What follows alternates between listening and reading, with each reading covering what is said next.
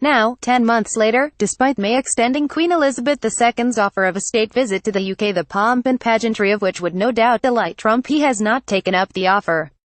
There is a chill on the special relationship. Indeed, the 45th president is having a significant cooling effect on most of America's international relationships. Returning this week to Washington for Thanksgiving, my wife is American and one of my daughters studies here. The nation's capital feels as though it pushes more than it pulls, keeping the world and its leaders at arm's length. One former career public servant told me that the Trump White House is undermining the country's global standing as a power for good. According to several D.C. insiders I've met, cutbacks and firings are leaving many feeling they are fighting the good fight of American interests overseas with one hand tied behind their back, led by a boss who is out of his depth. The day I arrived, State Department spokeswoman Heather Nauert addressed this very issue, saying, "It breaks my heart to hear some feel they aren't needed or aren't wanted or aren't appreciated. As many as 60% of U.S. career ambassadors have quit this year." One former U.S. ambassador, Barbara Stevenson, is quoted as saying our leadership ranks are being depleted at a dizzying speed, accusing Trump of decapitating the State Department. Wendy Sherman, a former Undersecretary of State for Political Affairs and a principal architect of the Obama-era Iran nuclear deal, is scathing in her condemnation of Trump. Quite frankly, this administration is categorically destroying the Department of State and devaluing diplomacy as something important in this world. For many veterans of U.S. diplomacy, Washington has come adrift of its moorings. In recent months, the pace of big-name leaders touching down there has slackened.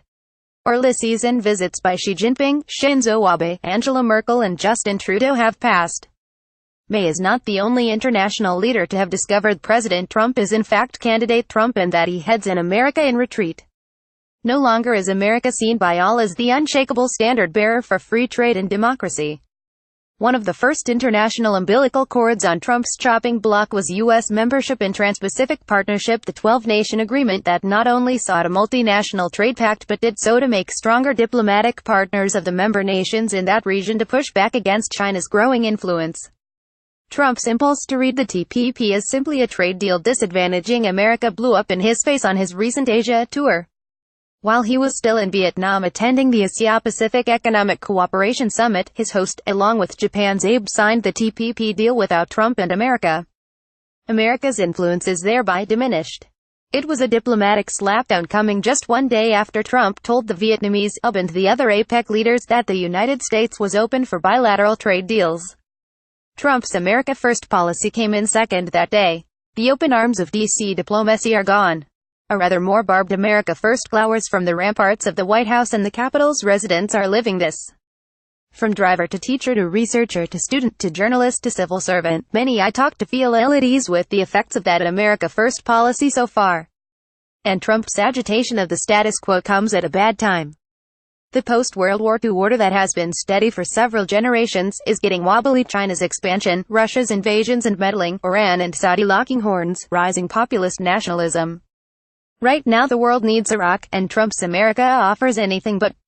Indeed, where most of the world is aligned on global warming, Trump is not. Yes, one Washington insider told me, the universe does still revolve around D.C. But it does so now in bigger and bigger orbits, farther and farther away. From tiny acorns mighty oaks grow, and D.C. embodies all of that. On the steps of the Lincoln Memorial above the reflecting pool, Martin Luther King Jr.'s immortal words have a resting place chiseled into the stone. I have a dream.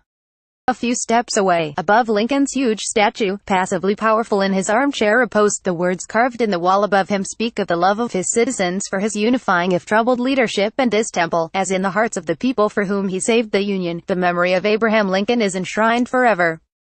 If ever there were a message that today feels like it belongs to a bygone era, this is it. Because for all their eloquence, these are only words carved in stone, not set in it. Today they seem to lack permanence.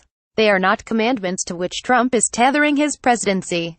An analogy doing the rounds in Washington that a former career public servant drew my attention to hints at the depth of anger, frustration and division. Presidential historian Robert Dallek was quoted as saying a fish rots from the head downwards, and the stench of this administration starts at the very top. To this outsider arriving after almost a year's absence, such language is a shocking indictment of the erosion of civility in political discourse. It is exactly the attitude that will upset Trump and many Republicans but reveals just how bitter recriminations are set to become. Washington's worldly ties are being severed. The State Department not only has a hiring freeze but is short-staffed and lacks the hands to answer all the calls coming its way. One European told me he has taken to having journalists to dinner in the hopes they can enlighten him as to what is going on. But it's not just diplomats who notice how DC's international buzz is ebbing.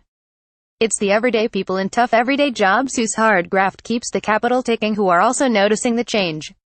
Trump's domestic policies on undocumented migrants have teachers wondering which of the dreamers won't show up for class next week. At universities, students on the verge of graduating and giving back what society has given them are now kept awake by worries of deportation to countries they no longer know. His failure to see white supremacists for what they are and apparent ability to see Muslims for what they are not, coupled with poorly conceived travel bans, play badly in Washington's melting pot society. Even a short cab ride with someone from a migrant family quickly becomes a conversation about the damage they fear Trump is doing to society. Many left homes halfway around the world to raise families here, and they choose to come because they wanted to be part of the American dream. Washington feels less international because of Trump's rhetoric and policies. Overseas embassies here, the diplomatic lifeblood of D.C., aren't shuttering their doors just yet. But they are battening down the hatches, hoping better days will come. This story has been updated to give the name of Martin Luther King Jr.